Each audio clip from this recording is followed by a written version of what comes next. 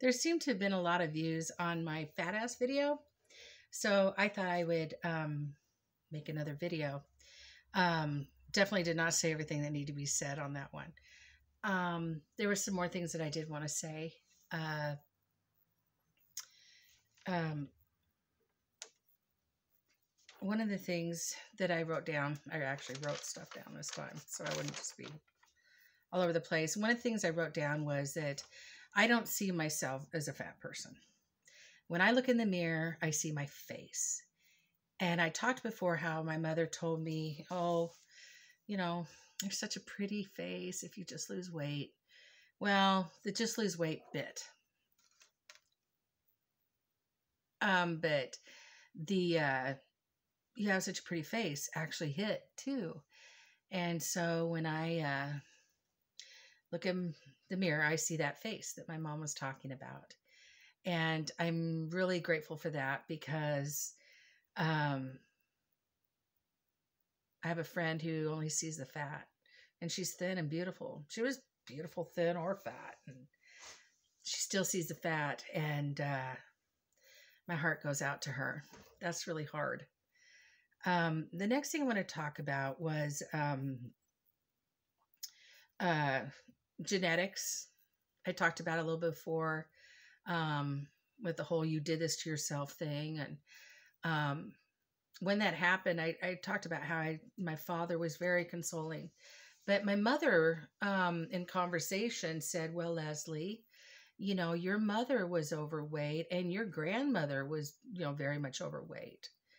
Now, this was about 10 years ago, and I had no idea that she had met my grandmother. I knew that my adoption was prearranged. She'd met her when when my birth mother was 8 months pregnant. So she'd met her, but, I didn't get much more than her name and where she was from about my birth mother. And I never knew that my grandmother had been at that meeting. And so that was quite a surprise to me.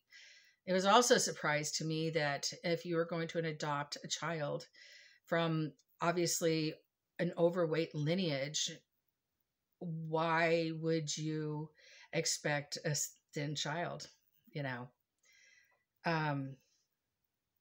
Maybe should have put that one back.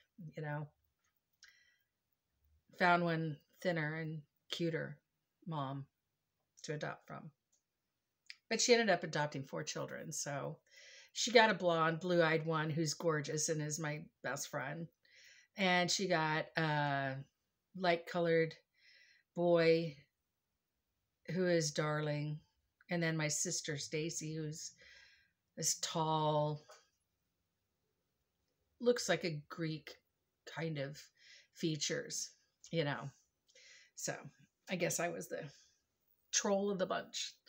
But anyway, so that was something there that I had found out and didn't know. So anyway, as I'm looking on my list, I've always been a sprinter, not in track. In track, I ran the 880, so I'm kind of a marathoner or a long distance runner in that, although really my body's not meant for track anyway. I got little legs and, but anyway, but as far as how I approach life and the things that I do, I'm a sprinter. I can go fast and hard, and I can dazzle and do things, and I can do that. I don't ever want to say anything, knock on wood. If I was to get some kind of cancer, well, I could beat it and I could do it, and then I'd win against cancer. But I didn't get cancer. I got diabetes, a lifelong disease that you have to do every day the rest of your life. And that is just not my character. And so how I've approached this disease is I sprint and I do really, really well. And then I peter out. And that's usually when I get scolded and disciplined by my doctors. Like I said, previous one, not the one I have now. Even the one I had before the one I have now, she was very harsh with me. Ironically, karma. she ended up with type 2 diabetes. So just saying. Anyway, so that's how I've kind of managed my diabetes. I do really, really well. I get my A1Cs down and everything, and I'm going. And, then I kind of fall back. So this disease is not one that I am easily successful at, which I think in life, has the greatest potential for growth. And so I'm not crying foul or it's not fair. I'm just saying that I was given one that has really taken all my personal resources of character and drive and all that to continue to fight and try. So God bless diabetes for teaching me that. Yeah, that's a weird thing to say. I guess one thing that really gets on my nerves is when people say that people who are overweight don't have any self-discipline. And in my case, that is absolutely not true. I have ultimate self-discipline, as exemplified by my life, which you don't really know that much about. But were you to know it, you would wholeheartedly agree. I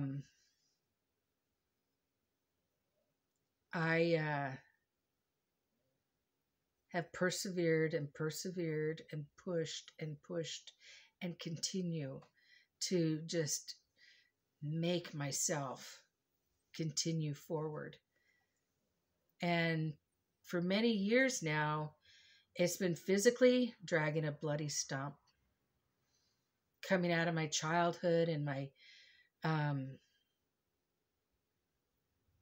it was a miracle. And then in being young adult, finding mental wellness, and then trying to live. And it's just been such a Herculean effort just to live. So as far as self-discipline goes, no way. Absolutely no way is that something that I do not have. Maybe not true for everyone, but for me, I have self-discipline. I eat it for breakfast. Yeah. And people can look down on me and think that, but they have no clue. I mean, I would stand myself against pretty much anybody on this planet, and I could beat them. Not the people that do those crazy challenges where they, hike up waterfalls and stuff like that, because physically I can't do it. But my strength of character and my tenacity and my perseverance, oh, hell yeah. Oh, hell yeah. So, yeah, that's not a problem for me. And I think that if one was to get to know other overweight people, they would find that that is not always true. It's a blanket statement that doesn't cover everyone. I have lost weight. I always lost it in 50-pound increments. I guess back to the sprinter. And then I would just kind of wane off it. And I've lost that 50 pounds 5 times, which is like 250 pounds. So take that and stick it in your no self-discipline, right? So I had gotten in an accident one time, ended up in the hospital, and they were running blood panels and all that on me, and the doctor comes in. I'd been admitted, and he's like, "What is going on here with you?" I'm like, "What are you talking about?" He says, "You've got anemia, you've got low iron," girls with anemia, you've got malnutrition. He says, why does a young woman, and I was in my very early 20s, why does a young woman in America have malnutrition? And I was like, oh, well, it could be because I don't eat. And at the time, I didn't know anything about this stuff. Later, I found out on Phil Donahue there was names for this and reasons why not to do it. But basically, I had bulimia, and I would binge and purge, or yeah. And to me, that made so much sense because I could have what I wanted to eat and then not get the weight gain from it. I mean, it made perfect sense. Like nobody ever thought of this. And so I was doing that for a while. The other thing I did was anorexia. I wouldn't eat, and I would go, 3 days was my maximum. I didn't go much longer than that. Because then it's just not, pleasant. But yeah, I would starve myself. And so that was a thing. And I was doing it quite frequently, like weekly. So yeah. And I caught a Phil Donahue show. Younger people may know who that is. Older people, or not know who it is. Older people will know who he is. But anyway, talk show. And he had this panel on it was women who had eating disorders. Never heard of it. And they were talking about this. And I'm like, oh my gosh, somebody else has heard of it. And, but the woman with bulimia was talking about how the stomach acid had eaten her teeth out. And I'm like, okay, that's it. I'm done. Because God gave me beautiful teeth. And I didn't want to do anything to mess that up and lose my beautiful teeth. So bulimia was out. Anorexia, the doctor busted me. I quit it. I think that had I gone longer, I probably would have had a real problem with it. But I quit. So God bless that doctor. But yeah, so I have gotten into some unhealthy stuff trying to get the weight off. But luckily I didn't get into it too far. Thank goodness. I've watched so many documentaries and talked with so many people. I want to go back and say I've worked with dietitians. I pretty much know almost everything there is to know about eating properly. I know everything. And I've learned and learned and learned so much. So I know how to do it. I know how to lose weight. I know how to get my body in shape. I was an athlete in school, so that, but dieting is never happiness. Okay. Diets don't work. They don't. If you've got a little 10, 15 pounds to lose, you can do a wackadoo diet, or you can just do cut back or just diet and get it off. I feel pity for those people who are so thin and they're trying to get 5 pounds off and they're like killing themselves for that 5 pounds. I always joke I could sneeze and lose 5 pounds. But dieting is not easy. People who are dieting are not happy. They are unhappy. Okay, this is going to offend some people, and I'm sorry, but skinny people, to me, often seem unhappy. They're busy watching their weight. I feel like at times that they're resentful of people who are not thin or people who eat. Oh, look at them. They're eating that. Well, that's because they're freaking hungry. They're so, this is such a big thing for them that if you're not doing it too, you're bad or wrong. And they're hungry. They are hungry. And I understand from not eating. I understand when I was dieting. You're not happy. You're not happy when you're dieting. Oh, well, who was it that said that there's nothing that tastes as good as being thin?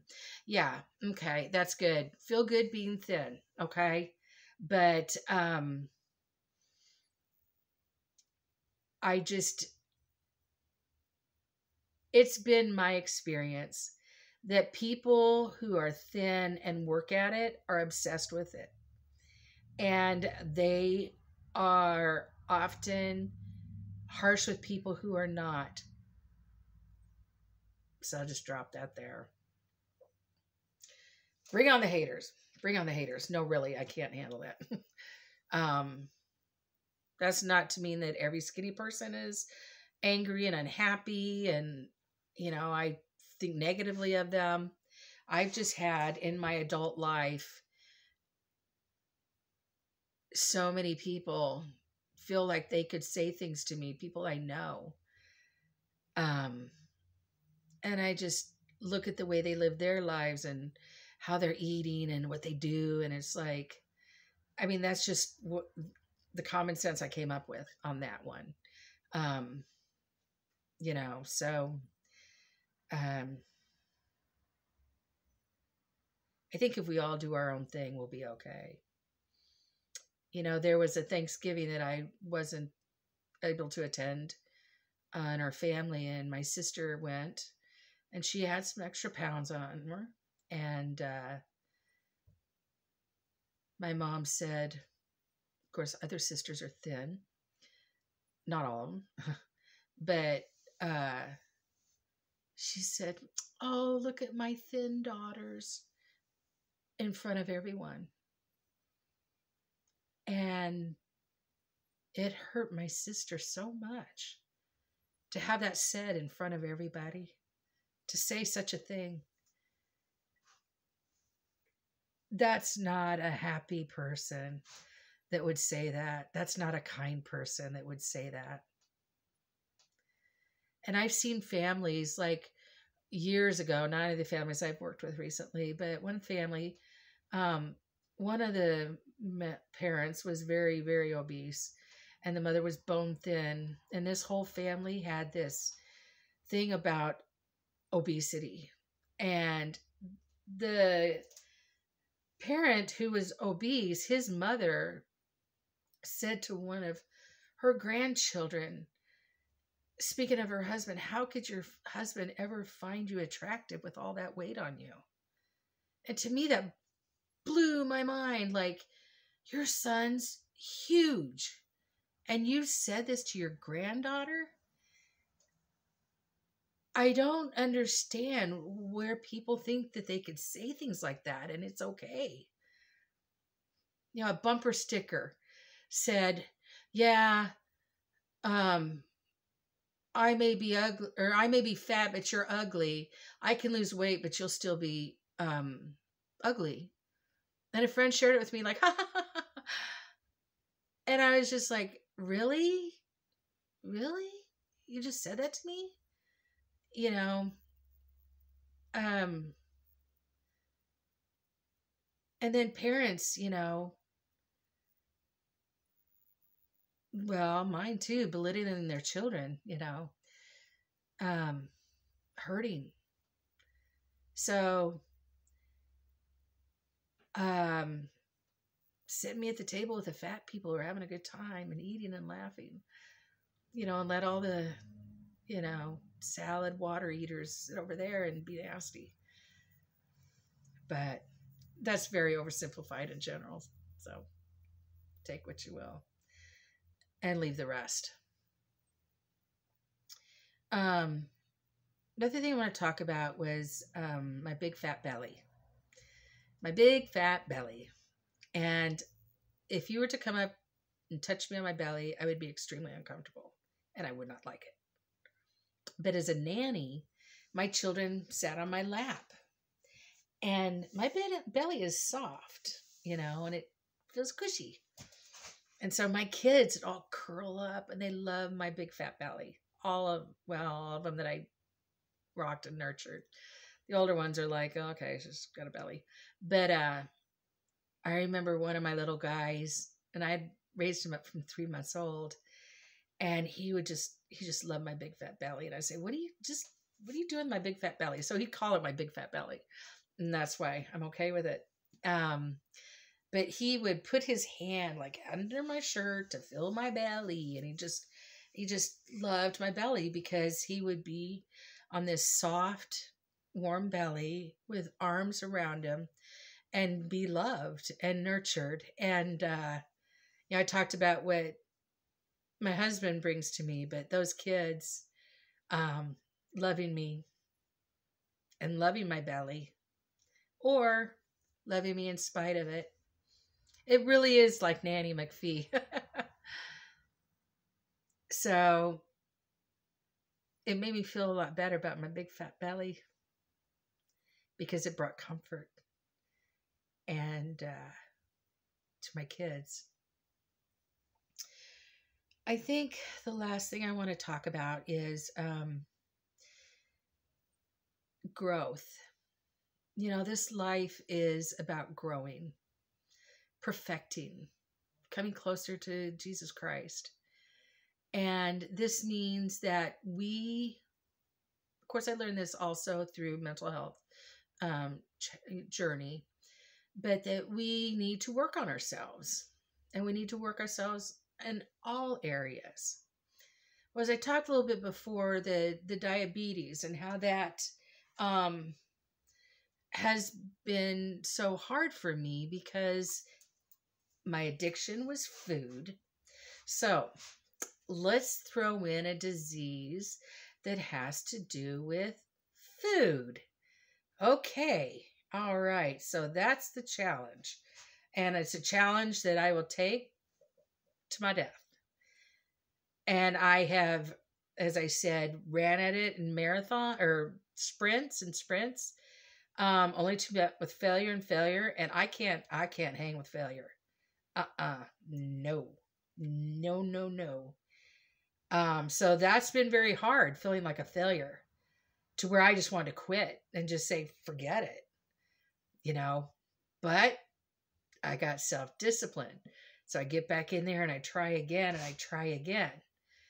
And as I have been doing that, yeah, my A1Cs aren't really good right now. Well, actually they're better than they had been. So my A1Cs will go like this, right? That each time I go through that cycle or whatever, I get better and better and better and better and better and better and better. There's things that are crossed off the list that will not come back on that list ever. So even though I may not be perfect in being a compliant diabetic and win this challenge, I will have learned so much. As I said, I've been educated and educated myself so much on diets and eating healthy. So I have educated myself. I have taken that education and I've applied it, and I've had success. I've grown so much in this area.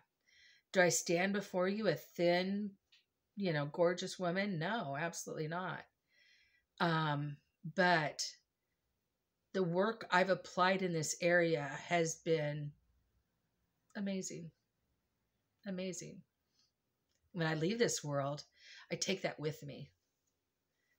I take that journey with me, and I take everything that I learned on that journey. And not just about dieting. It was me. What can I do? How can I come at this differently? How can I make this work for me? What are some things that I can do to do this? I mean, it's like there's tentacles reaching into every part of me that I've had to grow and learn and modulate and everything. So I have learned so much from this, having this disease. And I'm thankful for it. I am totally thankful for it. I'm thankful for every single thing that's ever happened in my life.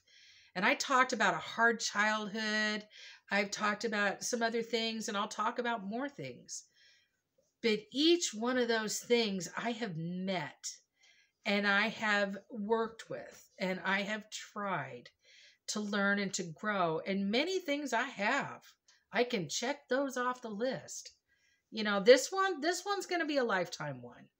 This one's going to be a lifetime one. And I'm okay with that. I'm okay with that. I don't know that I'm going to end up 100% in every way. For that, we have the grace of God. And Oh, thank you for that. I always said that if I don't make it to heaven, I want a giant E on my robe because I put in so much effort into my life. So much effort. So, yeah, I love my big fat belly.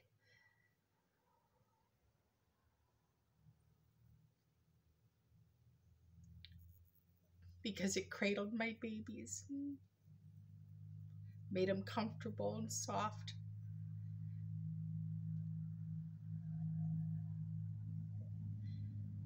I love diabetes because it's given me a way to grow.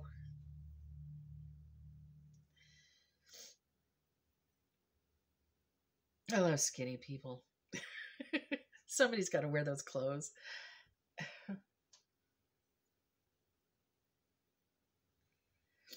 I love that I learned that I have ultimate power over me, over my body. At one time in my life, I was a smoker for quite a while. And my religion does not allow cigarettes. So I had to quit smoking, even though I've been a member my whole life. I had some time off for bad behavior. And I had to quit smoking, and I was resentful because I love the taste of tobacco. I enjoyed smoking. I really did. But that was a sacrifice that I made to be compliant with my religion's um, teachings. And I wanted to give God that. I wanted to give him that. So I quit, and it was hard. It wasn't easy, but I did. And I learned such great power that I have power over my body. I decide what goes into it and what doesn't. And that alone was an amazing pearl of wisdom that I've thrown in my bag of wisdoms and been able to grow from. So, once again, thanks for listening. I hope I didn't offend the skinny people because skinny people are people too. But I don't aspire to a size 2 or a size 6. I aspire to be with my Father in heaven again. And I aspire to please my Lord and Savior every day of my life. And the rest of it is just noise. Anyway, thanks for your time. Love you. Bye.